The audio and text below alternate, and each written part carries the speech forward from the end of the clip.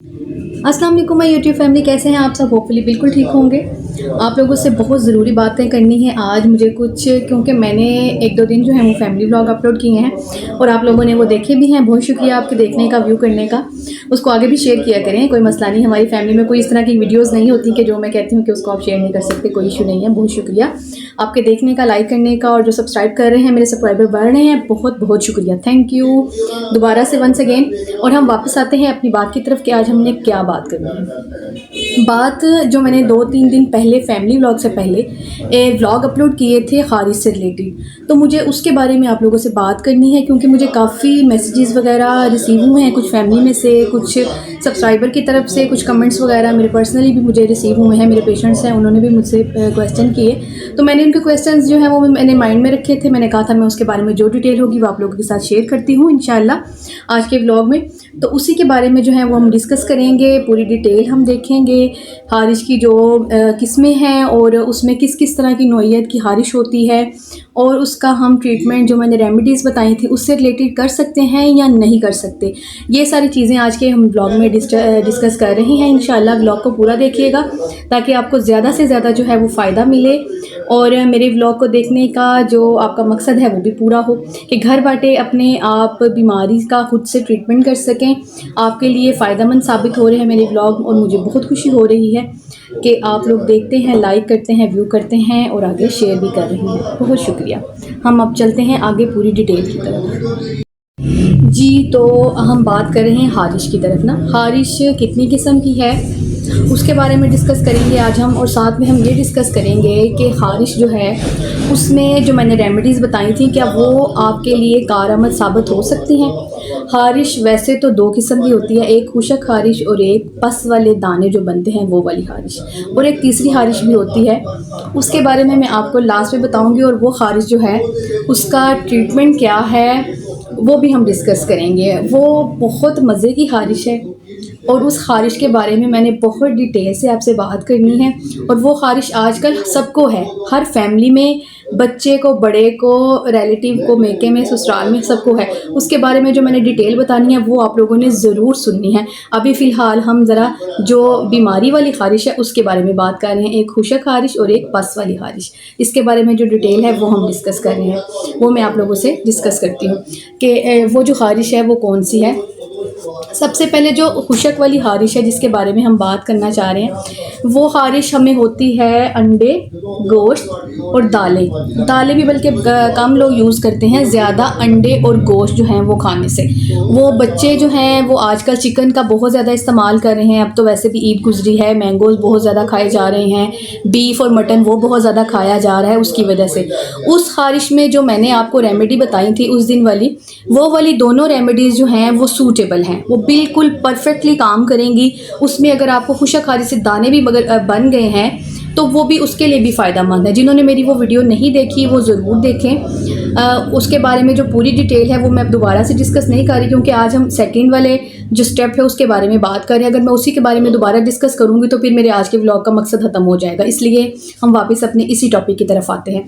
तो वो जो ड्राई वाली फर्स्ट वाली ख़ारिश है उसके ऊपर वो बिल्कुल कारआमद है। आपने टोटली जो है वो मेरा व्लॉग देखें, उसके बारे में जो सारी डिटेल है मैं उसमें बता चुकी हूँ। उस रेमेडी को बनाने का सारा तरीका जो मैंने उसमें डिस्कस किया है वो सब आपको बता चुकी हूँ।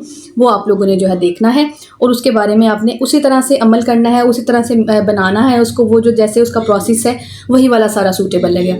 अब जो सेकंड वाली हारिश है, दाने बन जाते हैं, पस वाले दाने बनते हैं, हारिश हो जाते हैं, नील पड़ जाते हैं हारिश कर करके, ब्लू से बन जाते हैं दाने, इतने ज़्यादा हैवी वाले हो जाते हैं कि वो हम मेडिसिन से भी नहीं कवर कर पाते।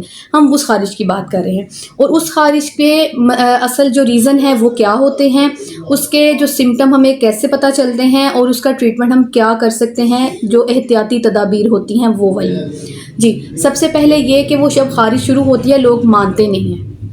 सबसे पहली बात तो ये होती है, एलर्जी हो गई है, स्किन डिस्कलर हो गई है, ऐसे हो गया वैसे हो गया है, और ये उनकी सबसे बड़ी गलती होती है। फिर वो आहिस्ता आहिस्ता वो जो ड्राई वाला खारिश वाला, वो जो फर्स्ट वाला स्टेप है वही वाला इसका हिस्सा बनता है। फर्स्ट स्टेप वही है ड्राई खारिश की वजह से। अगर हम उसका ट्रीटमेंट वहीं से स्टार्ट कर लें, जो कि मैं पहले सारी डिटेल में बता चुकी हूँ, तो ये हो ही नहीं सकता कि वो इस स्टेप तक चली जाए। ये स्टेप तब बनता है जब हम उस चीज़ को इग्नोर करते हैं, अपने कपड़े धूप में नहीं डालते, सफाई का ख्याल नहीं रखते, नहाते नहीं हैं, साबुन रगड़ रगड़ के इस्तेमाल करते हैं, ड्राई जो है जिस्म को मज़ीद ड्राई करते हैं कि ये जो है वो ड्राइनेस जो है वो हमारी बॉडी को क्योर करेगी, साफ़ करेगी। ऐसा नहीं होता।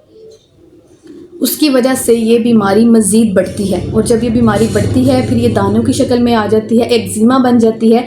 और अक्सर ये उन लोगों को बहुत ज़्यादा होती है जिनको अगर तो साथ में शुगर के साइंस भी आ रहे हैं। इंसुलिन उनकी जो है बॉडी वो या तो बहुत ज़्यादा प्रोड्यूस कर रही है या बहुत कम प्रोड्यूस कर रही है, इस तरह का सिस्टम हो जाता है। डायबिटिक पेशेंट्स होते हैं उनमें ये हो जाता है, आपने देखा होगा अक्सर डायबिटिक पेशेंट्स के साथ तो इस हद तक वो ज़ख्मों का, दानों का प्रोसेस जाता है, इतना पेनफुल उनका वो सिस्टम हो जाता है कि उनको वो बॉडी के वो पार्ट्स, अपनी फिंगर्स आपने देखे होंगे अक्सर लोग अपनी उंगलियां कटवानी पड़ जाती हैं, पाँव कटवाने पड़ जाते हैं।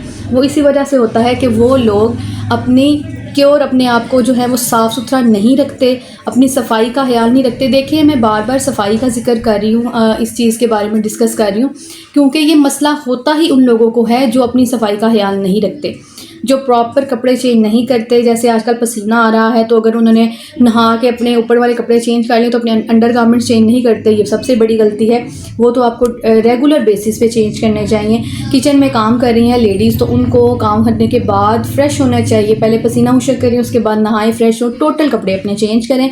इसी तरह जेंट्स बाहर से काम करके आ रहे हैं, वो जैसे घर आते हैं आके शावर लें, फ्रेश हों, फिर दोबारा से, क्योंकि बाहर से जब हम आते हैं तो अपने साथ ढेरों जरासीम लेके आते हैं और फिर बाद में वो जरासीम वायरस की शक्ल तैयार कर लेते हैं।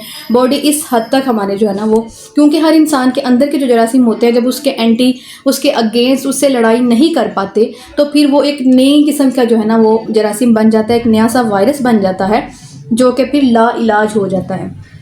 और इसमें जिनको एक्नी के बहुत ज़्यादा मसले हैं, ऐसे एक्स्ट्रा पस वाले दाने हैं, उनको अपनी डाइट के बारे में तो 100 to 10% जो है ना वो केयरफुल होना पड़ता है। ड्राई वाली खारिश में भी आप कभी 2 से 3 दिन के बाद कोई चीट कर सकते हैं, अपनी डाइट चीट कर सकते हैं, कुछ ना कुछ दरमियान में ऐड कर सकते हैं। लेकिन जिनको पस वाले दाने हैं, जिनको इतनी ज़्यादा खारिश है कि उनके लोअर अंडर पार्ट्स में भी जो है ना ये खारिश चली जाती है, बल्कि ज़्यादातर आजकल उन्हीं एरियाज़ में हो रही हैं। किसी को अंडर शेव हो रही है, अंडर लेग्स हो रही है, अंडर आर्म हो रही है, और ये इन वाली जो एल्बोज़ के ये वाले कॉर्नर्स होते हैं, इसी तरह घुटनों के ये वाले पार्ट्स होते हैं, वहाँ पे जान, क्योंकि जहाँ पे आपकी बॉडी जो है वो ऐसे खम आ जाता है ना, उसमें जहाँ में उसको ब्लॉक मिलता है, जहाँ पे उसको गैप आ जाता है, पसीना ऐसे दरमियान में कवर हो जाती है, तो उन एरियाज़ में ये खारिश ज़्यादा होती है। और उन लोगों को चाहिए कि वो अपने अंडे जो है टोटल बंद कर दें, गोश्त टोटल बंद कर दें, दालें टोटल बंद कर दें। सुरख मिर्च का इस्तेमाल बिल्कुल भी नहीं करना, उनके लिए जहर का काम करेगी सुरख मिर्च और ज़्यादा चीनी वाली चीज़ें, ज़्यादा मिर्चों वाली चीज़ें, जितने भी हमारे फ्राइज़ आ रहे हैं, टोटल फ्राई आइटम्स जो हैं उन्होंने टोटली छोड़नी है। उन्होंने पराठा छोड़ने हैं, उन्होंने total chicken, mutton, beef, eggs, dairy की जितनी भी प्रोडक्ट्स आ रही, इवन के उन्होंने बेकरी की प्रोडक्ट्स भी यूज़ नहीं करनी अगर वो चाहते हैं अपने आप को क्योर करना। और जब वो इन चीज़ों को यूज़ नहीं करेंगे तो उसके बाद उन्होंने क्या करना है, तो मैं थोड़ा सा ट्रीटमेंट भी बता रही हूँ, उसका ट्रीटमेंट भी आपके अपने हाथ में है। इसके लिए भी आपको एक्स्ट्रा से वो इंजेक्शंस और मेडिसिन लगाने की ज़रूरत नहीं है। मैं इसलिए आपको ये सारी एहतियात बता रही हूँ ताकि आप लोग अपनी ट्रीटमेंट खुद कर सकें। इतने महंगे मेडिसन, इतने महंगे इंजेक्शन, इन मेडिसन के बाद जो एहतियातें हैं वो तकलीफ़ हैं, और वो जो पेनफुल कंडीशन हो जाती है खारिश की वजह से, उससे आप बच सकें। मुझे आपकी फ़िक्र है, इसलिए मैं आपको डिटेल बता रही हूँ। और जिन लोगों ने मुझसे क्वेश्चन किए हैं वो ये वीडियो ध्यान से गौर से देखें, उनको सब का सब जो डिटेल है वो मैं बता रही हूँ ताकि उनके सारे जितने भी उनके माइंड में चीज़ें हैं वो क्लियर हो जाएं। उन्होंने क्या करना है कि उन्होंने जब ये सारी अपनी डाइट, पहले तो उन्होंने ब्लॉक करनी है, टोटली ब्लॉक अपनी डाइट, ये टोटली छोड़ दें, अपनी लाइफ के हिस्से में से ये चीज़ें निकाल दें। अब ये आता है कि उन्हें खाना क्या क्या है। पपीता इस्तेमाल करें, पपीता उन्होंने एज ए फ्रूट लेना है, ठीक है। और इसके साथ उन्होंने आलू बुखारा इस्तेमाल करना है, कब्ज़ नहीं होने देनी इस तरह के पेशेंट्स ने। इस तरह के पेशेंट को उनको आराम तभी भी नहीं आता जब वो कॉन्स्टिपेशन के पेशेंट होते हैं, उनको कब्ज़ रहती है, उनका स्टूल रेगुलर नहीं होता। ये हो नहीं सकता। आपका स्टोमिक और आपकी जो स्टूल का जो सिस्टम है, अगर वो ऑर्गेनाइज नहीं है, अगर वो सिस्टम ठीक नहीं है, तो आप सोच भी नहीं सकते कि आपकी बॉडी में किस हद तक बीमारियाँ जो हैं वो पूरा ग्रुप बना लेती हैं। इसलिए आपको अपनी इन दोनों चीज़ों की तरफ ख़ास तौर पे तवज्जो देनी चाहिए। अपने स्टमक को ऑर्डर में रखना चाहिए, अपने स्टूल का ध्यान रखना चाहिए। अगर कम आपको स्टूल जो है वो कॉन्स्टिपेशन हो रही है, ठीक से रेगुलर नहीं आप पास कर पा रहे, यूरिन आपको ठीक नहीं आ रहा, खाना आपको ठीक से हजम नहीं हो रहा, तो फ़ौरन से पहले अपनी डाइट को जो है ना वो दोबारा से मेंटेन करने की कोशिश करें। जी, हम कर क्या रहे थे कि हम ट्रीटमेंट की तरफ कर रहे थे। आपने क्या करना है, जैसे अपनी डाइट अपने बैलेंस में ले आनी है, तो आप लोगों ने डेली बेसिस पे जिस पानी से नहाना है उसको कैसे बनाना है। आपने बाल्टी भर लें, टब ले लें, बाल्टी ले लें, जो आपके पास मौजूद है वो ले लें। उसमें हल्का सा वार्म वाटर होना चाहिए, ना ठंडा हो ना गर्म हो, ओनली वार्म वाटर। उसमें आपने फटकरी के इतने पीस डाल देना है, उसको अच्छे से उसमें सारा मिक्स करना है फटकरी के पीस को। और फिर बाद में उसके साथ आपने शावर लेना है। वो आपने शावर लेना है, बालों को आप बचा लें, बालों में फटकरी ना इस्तेमाल करें ज़्यादा। बॉडी के ऊपर आपने वो सारा पानी बहाना है, ठीक है। वो सारा साफ़ करना है, जिन जिन पार्ट्स पे आपको इचिंग का मसला है वहाँ पे आपने सारा साफ़ करना है। उसके साथ जरासीम मज़ीद आगे बढ़ने से रुक जाएंगे। जब जरासीम रुक जाएंगे, पस जो है वो ड्राई हो जाएगी, तो जो रेमेडीज़ मैंने आपको बताई हैं आपने वो वीडियो दोबारा से देखनी है और वो आपने बनानी है। और वो जैसे मैंने अप्लाई करने का बताया है वो आपने वैसे ही अप्लाई करनी है। जब आप उसको बना लेंगे, उसको वैसे अप्लाई करेंगे, तो फिर आपको याद आएगा कि आप ही ने हमें जो बताया था बिल्कुल ठीक था। जिसको अपनी फ़िक्र है, जो अपनी बॉडी को इन जरासीमों से बचाना चाहता है, वो तो इन चीज़ों पे ज़रूर फॉलो करेंगे। जिन्होंने मुझसे क्वेश्चंस किए थे किसी से भी, किसी के ज़रिए भी, वो भी सब ये जब वीडियो देखेंगे उनको पता चलेगा कि हमने अपने आप को कैसे क्योर करना है। और हर बीमारी का हल हमारे अपने हाथ में होता है, बस ये होता है कि हमने उसको ठीक से बैलेंस तरीके से अपनी डाइट में लेके आना होता है। जी, आप लोगों ने इन सब चीज़ों को फॉलो करना है। और जो मैंने थर्ड चीज़ बताई थी, थर्ड वाली ख़ारिश जिसके बारे में मैं कह रही थी कि वो बहुत मज़े की ख़ारिश है, वो ख़ारिश आजकल हमारे रिश्तेदारों को होती है। वो इतनी को मज़े की ख़ारिश है, पता नहीं क्यों वो रिश्तेदारों को हो जाती है। आपके सामने तो वो आपके बड़े अच्छे, बड़े फ़ैन, बड़ी आपकी तारीफ़ें करने वाले होते हैं, आपसे फ़ायदे भी लेते हैं, आपकी बातों को अप्रिशिएट भी करते हैं, लेकिन आपके पीठ पीछे यही लोग किसी ना किसी को कुछ ना कुछ कह रहे होते हैं। तो आपने उस ख़ारिश की तरफ ध्यान बिल्कुल भी नहीं देना।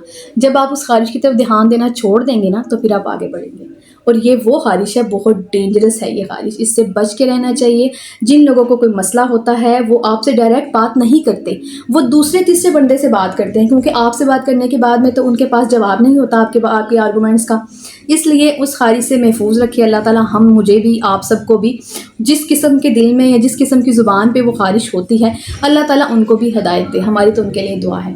और मुझे भी आप लोग अपनी दुआ में याद रखिए। मेरे व्लॉग को लाइक कीजिए, शेयर कीजिए, सब्सक्राइब करना बिल्कुल मत भूलें। मेरे सब्सक्राइबर जल्दी से जल्दी आगे बढ़ाएं। मैं आपको फ़ायदे वाली जो मज़ीद चीज़ें हैं वो भी आपसे डिस्कस करूँगी। अपनी फैमिली व्लॉग्स भी अपनी फैमिली से भी इंट्रोड्यूस करवाऊँगी और डेली बेसिस पे कोई ना कोई रेमेडी, कोई ना कोई ब्यूटी टिप आप लोगों के साथ लेके आती रहूँगी इंशाल्लाह। अल्लाह हाफिज़।